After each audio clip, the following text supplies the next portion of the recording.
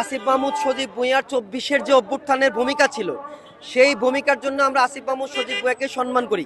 কিন্তু তার পরবর্তীতে তার যে দায়িত্বপ্রাপ্তকালীন সময়ে তার বিরুদ্ধে যে অনিয়মের অভিযোগ উঠেছিল, সেই অভিযোগগুলোর বিষয়ে কিন্তু আসিফ মাহমুদ সজীব ভুঁইয়া এখন পর্যন্ত কোনো ব্যাখ্যা দেয় নাই। সে আসছে নির্বাচন পিছানোর জন্য।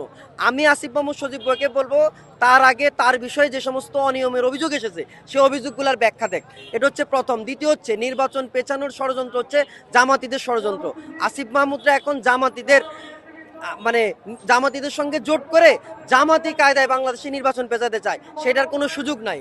দ্বৈত নাগরিকতার যে বিষয় এসেছে, বাংলাদেশে যদি এই ধরনের কেউ থেকে থাকে কোনো আসনে, তাহলে তার বিষয়ে আমাদের বক্তব্য সুস্পষ্ট, সে কেন নির্বাচন করবে? আমরা তাকে নির্বাচনে দেখতে চাই না। কিন্তু এখন পর্যন্ত যাদের বিষয়ে অভিযোগ উত্থাপন করা হচ্ছে, অধিকাংশ উত্থাপনই বানোয়াট এবং ভিত্তিহীন। যেমন ফেনী 3 আসনে আব্দুল আল মিন্টু সাহেব, ওনার বিষয়ে যে অভিযোগ উঠেছে এবং সেখানে হাসনাত আবদুল্লাহ যে ধরনের মব তৈরি করার চেষ্টা করেছে, এটি হচ্ছে ভিত্তিহীন এবং পরিকল্পিতভাবে বাংলাদেশের নির্বাচনকে বানচাল করার জন্য তাদের একটা ষড়যন্ত্রের অংশ।